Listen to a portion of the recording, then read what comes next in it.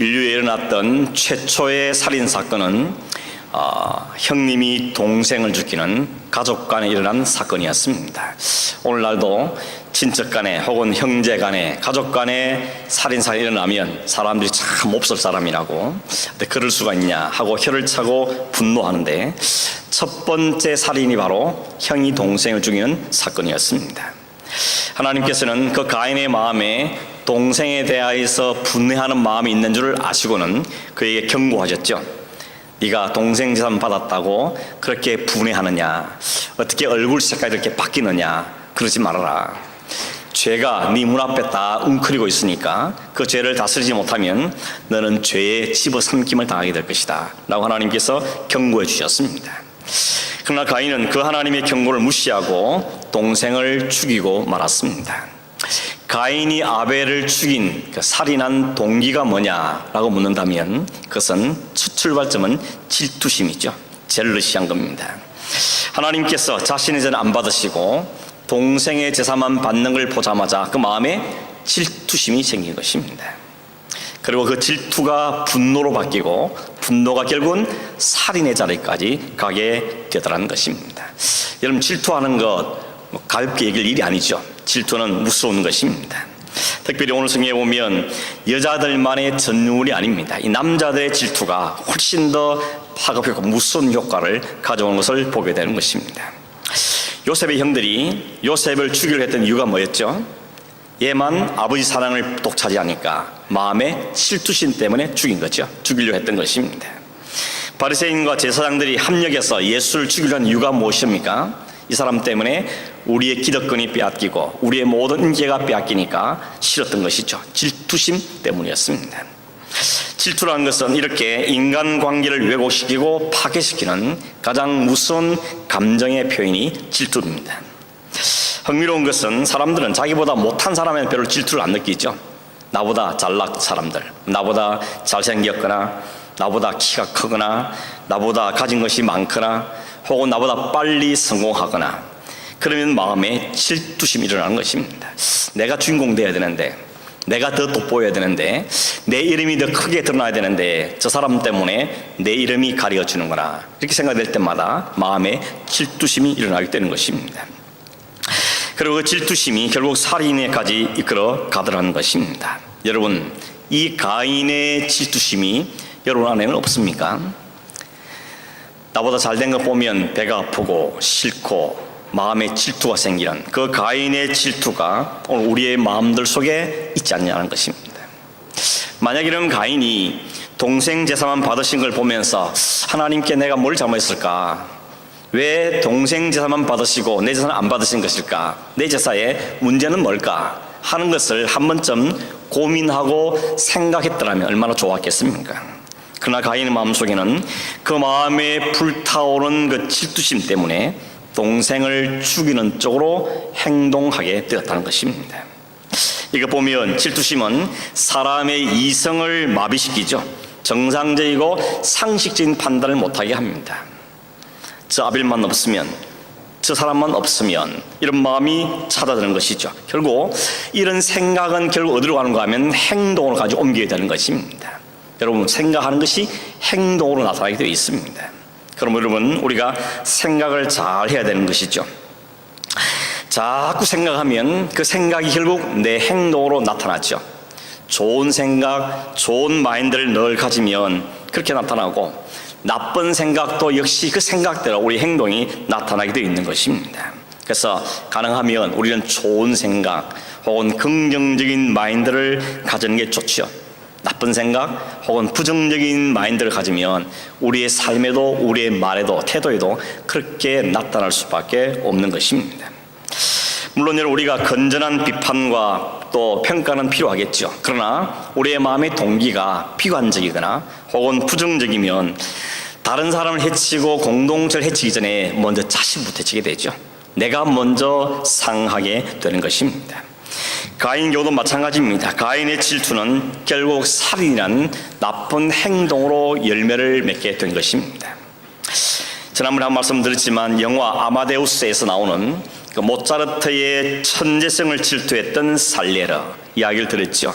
살리에르는 자신은 가장 밑바닥부터 시작해서 오랜 세월의 정말 피난 노력을 통해서 오늘 이 자리에 올랐는데, 가만히 보니까 이 모차르트는 탁월한 천재성 때문에 하루아침에 사람들의 주목을 받고 자신이 올랐던 그 자리를 하루아침에 오른 걸 보면서 마음에 질투심이 든 것입니다. 끌어오는 그 질투심은 결국 마음의 분노를 가게 되고 결국 살리에르는 모차르트를 죽음의 자리로 내몰았던 것입니다. 질투심이 낳은 살인인 것이죠. 이런 음악 세계뿐만 아니라 미술 세계에도 대표적인 예가 하나 있습니다. 우리가 잘 아는 레오나르도 다빈치 그리고 미켈란젤로는 두 사람은 다 이탈리아 사람이고 16세기 르네상스에 대표하는 천재 미술가들이었습니다. 이 다빈치가 미켈란젤로보다 23살이 많답니다. 둘 다 천재였습니다. 사람들이 당대 최고의 미술가였던 레오나르도 다빈치가 자기보다 23살이 적은 미켈란젤로가 혜성처럼 나타나자 마음에 심한 질투를 느끼기 시작했다 그럽니다. 그래서 이런 일화도 있습니다. 플로렌스의 한 건물을 장식하기 위해서 스케치를 다빈치에도 부탁하고 미켈란젤로에게도 부탁했답니다. 먼저 레오 다빈치가 가져온 스케치를 보고 사람들이 탄성을 지으면서 역시 다빈치다 이렇게 칭찬을 했습니다. 근데 조금 이후에 미켈란젤로가 그의 스케치를 들고 왔는데 아직까지는 그가 잘 알리지 않은 사람에서 불구하고 사람들이 그 스케치를 보고는 폭발적인 찬사를 보낸 것입니다. 그 모습을 본 이 다빈치가 자신의 삶에 두꺼운 먹구름이 올려는 것 같았다 이렇게 고백을 하고 있습니다. 저 젊은 친구 한 사람 때문에 내가 그동안 쌓았던 모든 명성이 하루아침에 물거품이 되는구나 이런 마음이 들었고 마음에 질투심이 생기기 시작했다는 겁니다. 이 질투심 때문에 다빈치는 그의 여생을 마칠 때까지 우울증에 시달렸다 그럽니다. 그리고 이 그래서인지 다빈치의 말년의 작품들 중에는 그의 이름과 명성에 어울리지 않는 이 볼품없는 졸작들도 꽤 있었다 그럽니다. 그리고 사람들이 평가하기를 그 이유가 바로 마음에 있는 불편한 질투심 때문이었다 이렇게 이야기하는 것이죠. 좋지 않은 마음에서 어떻게 좋은 작품이 나오겠느냐 이렇게 이야기하는 것입니다. 여러분, 이렇게 이 질투심, 시기와 질투심은 결국 분노로 발전하게 되고 그것은 살인으로까지 가게 되는 것을 우리에게 보여주고 있습니다. 여러분, 우리 모두는 질투심의 노예가 되지 않기를 바랍니다. 질투심이라는 것은 거의 인간의 본성이기 때문에 질투 안 할 수는 없죠. 아주 사소하고 조그만 것에서 우리가 질투를 느낍니다. 그러나 그 질투심을 잘 컨트롤하고 다스리지 않으면 오히려 그것 때문에 다른 사람을 해치는 것이 아니라 내가 먼저 해를 입게 된다는 사실을 우리가 기억할 필요가 있는 것입니다. 어떻게 컨트롤할 수 있겠습니까? 우리가 해야 될 태도 중에 하나가 그런 것 같습니다. 다른 사람의 좋은 점, 잘하는 점을 보면서 그걸 볼 때마다 우리가 질투의 대상으로 삼을 것이 아니고 그것을 나의 주는 도전으로 삼고 혹은 나의 롤 모델로 삼으려는 적극적인 태도가 우리에게 필요할 것입니다. 예를 들어서 나보다 기도 생활을 너무 잘하시는 분, 기도 생활을 너무 열심히 하시는 분 보면 저거 다 위선이야. 저기서는 기도하지만 집에 가서 무슨 삶을 사는지 어떻게 알아? 이렇게 비난하고 질투하기보다는 어떻게 저렇게 기도 삶을 성실히 사실까? 나도 좀 기도를 열심히 했으면 좋겠다. 이렇게 도전으로 삼고 자신의 모델로 삼는 태도가 필요할 것입니다. 성경을 많이 아는 사람이 있으면 저 사람 괜히 지식 자랑하는 거야, 잘난 체 하는 거야, 알면 지가 얼마나 알아, 이렇게 마음에 질투하기보다는 어떻게 저렇게 하나님 말씀 많이 알게 됐을까? 나도 좀 말씀을 부지런히 읽고 배워서 말씀을 많이 알았으면 좋겠다. 도전으로 삼는 게 중요하죠. 나보다 인격적으로 훌륭하고 성숙한 사람을 보면 저 사람은 여기서 그렇지 항상 저렇겠어, 집에서 살아봐야 알지, 이렇게 질투하기보다는 어떻게 하면 저렇게 좋은 인격적인 사람으로 세워졌을까 라고 생각하며 도전으로 삼고 모델로 삼는 태도가 필요한 것입니다. 근데 실상은 어떻습니까? 아담의 죄를 가지고 태어난 인간들은 언제나 반대로 하는 습성을 가지고 있죠. 롤모델을 삼고 영적인 성숙과 도전의 길을 삼는 것이 아니고 언제나 질투하고 괜히 싫고 괜히 밉고 괜히 불만스럽고 어쩌면 기회가 없어서 그렇지 기회가 오기만 하면 아니면 능력이 되기만 하면 저 사람은 좀 짓밟아 주고 싶은 좀 뭉개버리고 싶은 이런 질투심들이 우리 마음들 속에 있지 않냐는 것입니다. 그런 의미에서 가인은 다른 사람에서 찾는 게 아닙니다. 멀리 있는 건 아닙니다. 그 가인은 내 안에 있습니다. 그리고 내가 가인입니다. 이 오늘 본문의 이 가인의 모습을 보면서 이 나쁜 놈 하는 것이 아니고 내가 바로 가인이다 하는 걸 우리에게 보여주고 있는 것입니다. 가인은 아벨을 덜로 유인해서 죽였습니다. 벌써 이때부터 유괴가 벌어진 것입니다. 시간을 두고 계획을 세워서 죽였습니다. 여기 성경에 보면 쳐 죽였다 이렇게 말한 이 쳐 죽였다는 단어의 뜻은 욱하는 마음으로 돌발적으로 순간적으로 죽인 게 아닙니다. 계획을 세워서 시뮬레이션을 하고 그렇게 해서 그를 어떻게 죽일 것인지 연구해서 그를 죽였다는 뜻을 갖고 있습니다. 정오한 마음을 담아서 죽인, 의도적으로 죽였다는 뜻인 것이죠. 결국 그 속에 있는 그 질투심이 잘 통제되지 않았을 때 그에게는 이런 분노와 살인의 태도를 가지게 된 것을 보게 되는 것입니다. 6절에 보면 하나님이 가인에게 너 어떻게 얼굴색이 변하냐라고 말하면서 이미 경고했지만 이미 질투심의 노예가 되고 나면 그런 하나님의 말씀의 경고가 귀에 들어오지 않는 것입니다. 귀를 막아버리는 것이죠. 9절에 보니까 하나님께서 가인에게 묻죠. 내 아우 아벨이 어디 있느냐 묻습니다. 마치 아담이 범죄한 다음에 아담아 네가 어디 있느냐 라고 물은 것처럼 하나님께서 아벨이 어디 있냐고 묻습니다. 하나님 몰라서 물은 거겠습니까? 아십니다. 알고 왜 묻습니까? 너를 알라는 것이죠. 네가 지금 무슨 짓을 했느냐, 무슨 일을 했느냐 알라는 것입니다. 인식하라, 깨달으라는 것입니다. 그리고 동시에 회개할 수 있는 기회를 주는 것입니다. 자신의 죄를 스스로 깨달을 수 있도록 질문해 주신 겁니다. 만약 그때라도 가인이 자신의 잘못을 인정하고 시기와 질투심 때문에 동생을 죽였다는 사실을 솔직하게 인정했더라면 어떻게 됐을까 하는 생각을 해보게 되는 것입니다. 여러분, 하나님께서는 인간들이 절대 죄를 안 짓기를 기다리는 분이 아닙니다.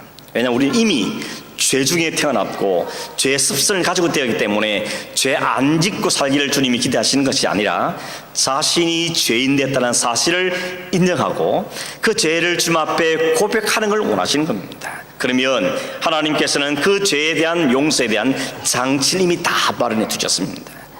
70번씩 7번이라도 용서하시는 그 마음을 가지고 우리의 모든 죄에 대해서 용서하실 준비가 되신 분이십니다.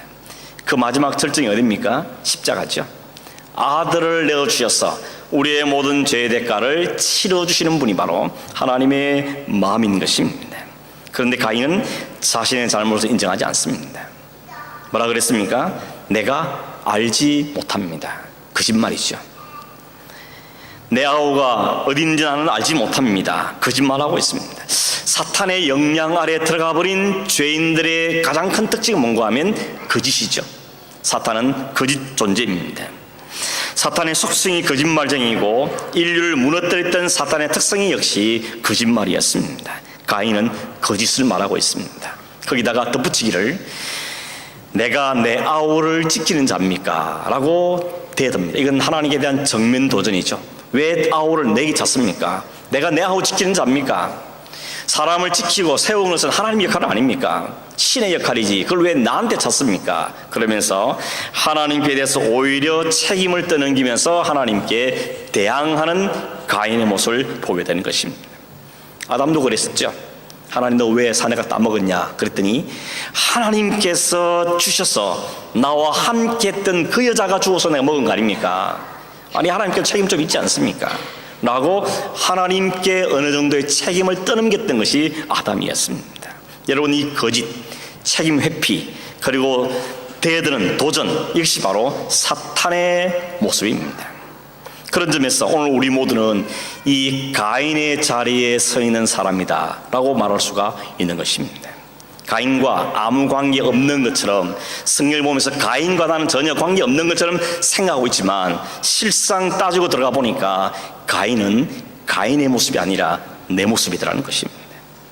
가인의 거짓과 가인의 책임 회피와 가인의 하나님께 대한 반응이 곧 오늘 나의 모습인 것을 보게 되는 것입니다. 거울로 보듯이 그 안에서 나를 발견하는 것이죠. 가인의 문화라는 게 어떻습니까? 살해하고 점령하고 빼앗는 문화입니다. 이게 세상의 오늘 모습이죠. 어떻게든지 빼앗고 점령하고 차지하고, 그 의도적인 의도안친 이 가인의 자리에 영향을 받고 있는 것이 오늘 세상의 모습인 겁니다. 그래서 하나님께서 오늘 이 가인의 모습을 통해서 뭘 말씀합니까? 이 안에서 너 보라는 것입니다. 이 안에서 너를 발견하는 것입니다. 딴 사람에서 찾으려 그러지 말고 네 안에 있는 가인을 좀 보라고 우리에게 말씀하고 있는 것입니다. 이것이 너의 모습이고 이것이 세상의 모습이야. 이것이 모든 인간들의 모습이라는 것입니다. 10절에 보면 자신의 잘못을 인정하는 것을 거부하고 하나님께 오히려 짜증을 내면서 책임을 떠넘기려 할 때 하나님 그의 죄를 지적하시면서 심판의 말씀을 던지십니다. 10절에 내 아우의 핏소리가 땅에서부터 내게 호소하느니라. 무슨 말입니까? 거짓말하지 말라는 겁니다. 네가 한 일을 내가 다 안다는 것입니다. 네 아우의 피가 지금 호소하고 있다는 것입니다. 죄를 감추려고 하지 말라는 것입니다. 죄는 감출 수 없습니다. 진리는 덮이는 게 아니라는 것입니다. 더군다나 하나님을 대상으로 거짓말하는 것, 하나님을 대상으로 속이겠다는 것은 불가능한 일입니다. 그럴 수가 없다는 것입니다. 11절에 땅이 그 입을 벌려서 내 손으로부터 내 아우의 피를 받았은즉 네가 땅에서 저주를 받을 것이다. 가인에게 내린 저주의 선고는 땅의 저주입니다. 아담이 죄로 인해서도 땅이 저주를 받았죠. 가인도 저주를 받습니다. 그 열매가 무엇이지? 두 가지를 나타나는데, 하나는 12절에 보면 네가 밭을 갈아도 땅이 다시는 그 효력을 내게 주지 않을 것이다. 열심히 농사를 지어도 별로 소득을 못 거둘 거다 하는 게 첫 번째죠. 두 번째는 뭡니까? 너는 땅에서 피해 다니며 도망 다니고 유리하는 삶을 살게 될 것이다 라고 말합니다. 정착하지 못하고 이곳저곳 떠돌아다니면서 도망다니고 유리하는 삶을 살게 될 거라는 것입니다. 이렇게 돌아다니는 사람에게 살아남을 수 있는 길이 뭔가 하면 다른 사람을 밀어내고 그 땅을 차지하고 빼앗는 것이 그들의 모습인 것입니다. 그리고 하나님의 저주를 맞서서 성을 쌓게 되죠. 여러분, 성을 쌓는 이유가 뭡니까? 자기를 지키겠다는 것이죠. 이 안에 내가 들어가서 외부로부터 보호를 받겠다는 것입니다. 자기를 지키겠다는 것이죠. 이 자기를 지키고자 하는 마음이 사실 인류의 문명을 발전시켜 왔습니다. 인간의 문명은 하나님을 떠나서 스스로의 힘으로 자신을 지키는 방향으로 발전하고 있죠. 그래서 어떤 분이 이런 말을 했습니다. 신은 시골을 만들었는데 인간은 도시를 만들었다. 인간들은 자신들을 지켜내고 정보하고 편리하게 살기 위해서 계속해서 문명을 발전시켜 왔다는 것입니다. 그 뒤에 성경에 보면 가인은 성을 쌓았는데 그 후손들은 뭘 했는가 하면 야발은 가축을 치고 유발은 수음과 퉁소를 잡았고 두발 가인은 구리와 쇠로 여러 가지 기구를 만들었다고 말합니다. 자신들의 편리와 안락과 보호를 위해서 모든 걸 발전시켜가는 것입니다. 결국 여러분, 우리의 문명은 게 누굴 위한 겁니까? 우리를 위한 것이죠. 내가 좀 더 편리하게 살고 좀 더 다른 사람의 해를 받지 않고 하기 위해서 힘을 키우고 문명을 발전시키고 핵을 개발하고 이런 일을 하고 있는 것이 인류의 역사인 것입니다.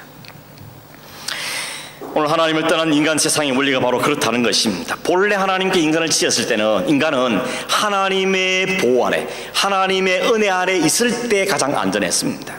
하나님 만드시고 지켜주신 그 에덴 동산 안에 있을 때 가장 평온했고 그것이 모든 게 만족스러웠습니다. 그런데 죄를 짓고 에덴 동산에 추방당한 인간을 어떻게 합니까? 하나님이 더 이상 나를 지켜주지 않을 것 같으니까 스스로 내 인생은 내가 책임져야 될 생각을 하는 것이죠. 내가 내 인생을 지켜야 되겠다는 겁니다. 그래서 성도 쌓고 무기도 개발하고 이런 일을 하는 것입니다. 13절에 보면 가인은 그 하나님의 저주에 즉각 항의합니다. 13절에 이렇게 말하죠. 하나님이 주신 그 죄벌이 내가 지기에는 너무 무겁습니다. 무슨 이야기입니까? 아니, 사람 하나 죽였다고 이렇게 사람을 고생시킬 수 있습니까? 대항하는 것이요, 반항하는 것입니다. 자신의 죄가 뭔지를 모르는 것입니다. 자신의 죄를 가볍게 생각하는 것입니다. 동생을 죽여놓고 내가 내 동생 지키는 자입니까? 라고 뻔뻔하게 대답하는 것입니다. 그리고 14절에는 이런 말도 하죠. 내가 주님이 쫓아내면 온 지면에 흩어다닐 텐데, 도망다닐 텐데 그때 나를 만나는 사람이 나를 죽일 겁니다. 그렇게 말합니다. 이 말은 두려운 것이죠. 내가 세상에 쫓겨다니면 누군가 나를 만나면 나를 죽여버릴 거다. 하나님 그러니까 나를 좀 지켜달라고, 보호해달라고 요청하는 모습을 볼 수가 있습니다. 이 대목의 사람들은 이런 의문을 가지죠. 아니 그 당시에 아담, 하와, 가인 그리고 나중에 태어난 셋 4명밖에 없었는데 가인이 어딜 돌아다니다가 누굴 만나서 누가 그걸 죽인다는 이야기인가, 이렇게 생각하는 분이 계시죠. 지난주에도 말씀드렸지만 성경은 지구상에 존재하는 모든 사람 그리고 지적 일어났던 모든 사건을 다 기록한 것은 아니라 그랬습니다. 하나님의 구원 역사에 필요한 사람, 그분의 역사에 꼭 필요한 사람들과 사건만 성경에 기록되어 있다는 것입니다. 그래서 이런 일이 벌어지게 되는 것이죠. 도표를 하나 준비했는데 한번 보십시오. 아담부터 노아 때까지 사람들의 수명을 비교한 도표입니다. 잠깐 한번 보시겠습니다. 이 아담이 몇 살 살았습니까? 930, 셋은 912, 에노스가 905, 게난 910, 마할랄렐 895, 야렛은 962, 그리고 무두셀라는 969까지 살았죠. 노아는 950을 살았습니다. 근데 노아 홍수 이후에 인간의 수명이 급격히 떨어지죠. 노아가 600, 셈이 600, 아르박삿은 438 쭉 가서 야곱 요셉 때 가면 100대로 떨어질 것입니다. 그래서 노아 홍수 이전의 사람들의 평균 수명은 912살이었답니다. 912살. 아직 여러분 100살도 못 사신 여러분들은 아직 한참 멀은 것이죠. 이분들에 비하면 아주 더 어린아이인 것입니다. 여러분 그냥 오래 산 것만 아닙니다. 그냥 오래 사는 것이 아니라 이렇게 오래 살면서 성경은 자녀를 낳았다고 말합니다. 5장에 넘어가면 아담부터 노아 때까지 살았던 주요 인물들을 이야기하면서 그들이 몇 살 때 첫 아들을 낳았고 몇 살 때 죽었는가 하는 걸 이야기하고 있습니다. 소개를 해드리면 마할랄렐이 야렛을 낳을 때 65세였습니다. 에녹이 모두살레를 낳을 때도 65세였습니다. 아담이 셋을 낳을 때는 130이었습니다. 그리고 모두셀레가 라멕을 낳을 때는 187세였고 라멕이 노아를 낳을 때도 182살이었습니다. 놀랍게도 노아는 500살 이후에 셈, 함, 야벳을 낳았다고 기록하고 있습니다. 그러니까 이런 노아 이전의 사람들은 첫째 아들을 낳은 나이가 빠르게는 65세, 중간점은 187세, 뒤에는 500세에 낳았다는 것입니다. 65세에서 500세일 때까지 인간들은 충분히 자녀를 낳는 몸 상태를 가지고 있다는 걸 우리에게 말해주는 것이죠. 그리고 아담 경우도 아담이 셋을 낳은 후에 800년을 지나며 자녀들을 낳았다. 그리고 930세에 죽었다고 말합니다. 여기 말한 낳았다는 것이 미완료형입니다. 미완료형이라는 것은 아직 안 끝났다는 것이죠. 계속 반복 진행된다는 것입니다. 그러니까 아담도 셋을 낳은 다음에 800년을 살면서 자녀들을 낳았다고 이야기하는 것이죠. 그래서 여러분 헨리 모리스라는 학자가 이걸 수학적으로 계산을 좀 해보았더니 노아 홍수 직전까지 그 세상의 지구의 인구수가 몇 명쯤 되는가 하면 2억 3,500만 명쯤 됐다고 계산이 나왔습니다. 2억 3,500만. 아무도 안 놀라시죠? 어떤 학자들은 아니다 30억쯤 될 거다라고 말한 학자들도 있습니다. 여러분 이것 보면 가인이 어디 가서 누굴 만나서 가인이 죽냐 이런 질문은 진짜 별로 좋은 질문이 아니죠. 이 보면 이미 이 땅에는 수많은 사람들이 살게 된 것을 볼 수 있는 것입니다. 또는 하나님께서는 세상을 유리방황하다가 자기를 만난 사람이 가인을 죽일 거라고 했을 때 하나님 절대 그런 일이 안 일어난다 그렇게 말씀합니다. 그러고는 가인을 죽인 자는 벌을 7배나 받게 될 것이고 가인에게는 표를 주어서 사람들이 그를 죽이지 못하도록 하겠다라고 말씀하고 있습니다. 여러분 여기에 가인이 받은 표, 사인, 히브리어는 오트라 그러는데 이게 과연 뭘까 하는 것입니다. 많은 사람에게 굉장히 관심을 많이 가졌습니다. 우리가 주홍글씨에 보면 간음했던 그 여자 가슴에 뭘 달입니까? adultery, 간음했다는 그 첫자 A자를 달죠. 누가 봐도 저 여자는 간음한 여자다 하는 것이었습니다. 만약 그렇다면 가인은 살인했으니까 멀드에 첫자를 따서 M자를 붙이고 다녔을까요? 성경은 뭘 하는지 말하지 않습니다. 흥미롭게도 그 히틀러 아시죠? 히틀러가 유대인들에게는 다윗의 별을 붙여줬답니다. 왜냐하면 너희들이 예수 죽인 민족이 아니냐, 그래가지고는 너희들은 살인자들이다 그러면서 거기다가 다윗의 별 표시를 붙였다는, 그게 너희들의 가인의 표다 이렇게 한 적도 있다 그럽니다. 그 표가 구체적으로 M인지 다윗의 별인지 그건 잘 모르겠지만 한 가지 분명한 건 있죠.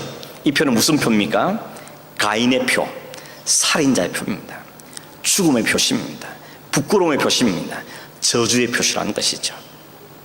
누구나 그 표시를 볼 때마다 저 저주받을 사람, 저 죽어야 될 사람, 부끄러움의 사람, 이것은 알 수 있는 표시겠다는 것입니다. 이 죽음의 표가 누구에게 주었다고요? 가인에게.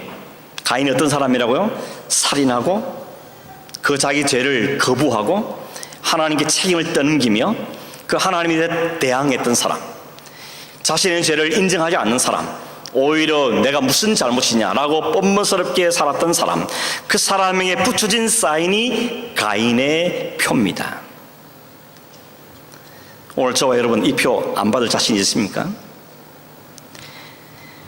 살인 안 했다고 혹 말하는 분 계십니까? 예수님 그러셨죠? 형제를 향하여서 노하거나 혹은 욕을 하거나 혹은 형제를 향해서 비난하는 것도 살인이다 라고 말씀하셨습니다. 그렇다면 우리 중에 누가 살인자 아닌 사람이 있습니까?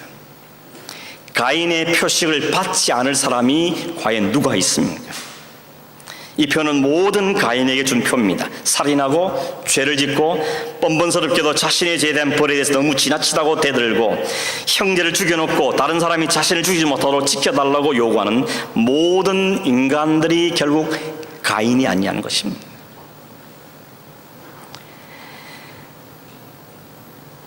고린도서 15장 12절 말씀해 보니까 아담 안에서 모든 사람이 죽은 것 같이 아담 안에서 모든 사람이 죽었다고 말합니다. 죽은 자들이라는 것입니다. 영적으로 죽은 자들입니다. 살인자들인 것이죠. 타락한 아담 이후에 태어난 모든 인간들은 아담 안에서 죽은 자, 영적으로 죽을 자들, 죽은 자들, 이 가인의 표를 받을 자들이라고 성경은 말합니다. 계시록 13장 16절 18절입니다. 그가 모든 자 곧 작은 자나 큰 자나 부자나 가난한 자나 자유인이나 종들에게 그 오른손이나 이마에 표를 받게 하고 누구든 이 표를 가진 자 외에는 매매를 못하게 하니 이 표는 곧 짐승의 이름이나 그 이름의 수라. 지혜가 여기 있으니 총명한 자는 그 짐승의 수를 세어보라. 그것은 사람의 수니 그 수는 666이다. 여러분 666이라는 것이 뭐냐에 대해서 사람들이 관심이 많죠. 한 가지 분명한 것은 짐승의 수입니다. 가인의 수입니다. 살인자의 수입니다. 그것은 죽어야 될 수요 저주의 표시라는 겁니다. 모든 인류 가운데 지금까지 모든 인류 가운데 이 표를 받지 않을 자가 있느냐는 것입니다. 근데 놀랍게도 이 표를 받지 않을 사람들이 있다고 성경이 우리에게 말합니다. 주님께서 말씀하신 하나님의 백성들입니다. 그게 교회입니다. 왜냐하면 주님께서 그 하나님 백성들을 품에 안고 그들이 받아야 할 저주의 표를 대신 받으시고 그 십자가에서 그 모든 표의 대가를 다 치러버렸기 때문에 그렇습니다. 엄격히 말하면 우리 모두가 이 저주의 표를 이미 받은 자들입니다. 그런데 주님이 우리를 덮으신 겁니다. 주님이 우리의 모든 그 표를 대신 다 담당하신 겁니다. 그러면 우리에게 그 표를 지워버린 것입니다. 죽음의 표를, 사망의 표를, 저주의 표를 거두셨습니다. 그리고는 다른 표를 주셨습니다. 요한계시록 14장 1절에 내가 또 보니 어린 양이 시온산에 섰고 그와 함께 14만 4천이 서 있는데 그들의 이마에는 어린 양의 이름과 그 아버지의 이름을 쓴 것이 있더라. 바로 앞에 구절에는 666의 숫자를 받은 자들 이야기했는데 그 외에 14만 4천 명, 14만 4천은 12 곱하기 12 곱하기 1000이죠. 구약의 12지파, 신약의 12제자를 상징하는 겁니다. 온 교회를 상징하는 것입니다. 14만 4천에 속한 그들에게는 무슨 표가 있다고요? 그 이마에 어린 양의 이름이 있다는 것입니다. 본래는 죄를 지었기 때문에 하나님의 저주의 표를 받아서 사망으로 떨어져야 할 우리들 했지만, 예수께서 그 저주의 표를 다 받으시고 그 저주의 표의 대신에 어린 양 예수의 이름의 표, 생명의 표를 우리에게 주셨다는 것입니다. 마치 우리의 달려있던 네임택을 떼버리고 다른 네임택을 붙여준 겁니다. 사망과 저주의 표를 떼버리시고 생명의 표를 붙이는 겁니다. 우리 이마에 누가 봐도 저주와 사망의 자식이라고 붙여진 때를 떼버리시고 우리에게 생명의 자녀라는 이런 표를 새롭게 붙여주셨다는 것입니다. 오늘 여러분, 가인의 표를 받은 세상과 그 세상에 속한 사람들은 여전히 가인의 삶을 살고 있습니다. 그 삶이 어떤 삶입니까? 죄를 짓고 죄를 인정하지 않고 거부하고, 오히려 뻔뻔스럽게 내 죄가 머리 크냐 대들고, 죄를 다른 사람 탓으로, 환경 탓으로, 부모 탓으로, 심지어 하나님의 탓으로 돌리면서 자신의 죄를 거부하는 사람들, 절대 남을 배려하지 않고 자신밖에 모르는 이기적인 삶을 살고, 그래서 잘 살아서 이 세상엔 잘 살 수도 있습니다. 남을 짓누르고 남을 짓밟고 성공하고 높은 자에 오르고 부와 명예와 권세를 가지면서 세상을 호령하면서 삽니다. 하나님도 무시합니다. 절대자이며 창조신 하나님을 두려워하지 않고 오히려 오만과 기고만장한 삶을 삽니다. 동생을 때려 죽이고도 별로 죄책감이 없는 가인처럼 자신의 말과 행동으로 주변의 사람들 날마다 때려 죽이면서도 오히려 내가 무슨 그를 지키는 자입니까? 라고 뻔뻔스럽게 말하고 사는 것이 세상의 가인의 삶입니다. 그들의 주어질 것은 가인의 표밖에 없습니다. 저주의 표요, 죽음의 표인 것입니다. 그 표를 받았다는 것은 그대로 된다는 것입니다. 근데 여러분, 흥미로운 것 하나 또 있습니다. 가인은 그 표 때문에 사람들이 그를 안 죽일 거란 말이죠. 이것 때문에 다른 해석들 하는 분도 계십니다. 왜 가인이 죄를 지었고 죽은 표를 가졌는데 안 죽이시냐? 왜 그를 보호하시냐? 여기에 몇 가지 이유가 있는데, 하나는 그 죄악이 완전히 관념 꽉 찰 때까지 심판을 미루신다는 겁니다. 노아 홍수도 그랬죠. 하나님께 노아를 통해서 물로 심판하겠다는 말씀하신 지 120년 동안 기다렸습니다. 120년 동안 기회를 주었습니다. 근데 아무도 안 들었죠. 다 멸망하는 것입니다. 심판이 없어진 게 아닙니다. 취소된 게 아닙니다. 그 기간을 차기까지, 그 수가 찰 때까지 연기하신 것이었습니다. 뿐만 아니라 사람들의 교훈을 주기 위해서라는 겁니다. 사람들은 가인이 당하는 저주를 보면서 그 살인의 결과가 어떤 것인지, 하나님께 대하는 저주의 표가 무엇인지를 똑똑히 보여주는 것입니다. 또 하나는 세상이 다 가인 같기 때문에 서로가 서로 죽일 이유가 없다는 것입니다. 자기들을 위한 문화를 지켜가지고 자기들을 위한 성을 쌓고 자신들의 세계를 만들어가면서 힘을 지배하고 스스로 지키는 세계를 살고 있습니다. 그러면 그들이 맡은 역할은 뭐냐? 결국 아벨을 죽였듯이 하나님 백성, 여자의 후손으로 오신 예수 그리스도, 여자의 후손으로 오신 모든 성도들과 싸우는 역할을 맡고 있는 것입니다. 이것이 창세기 3장 15절에서 말씀한 거죠.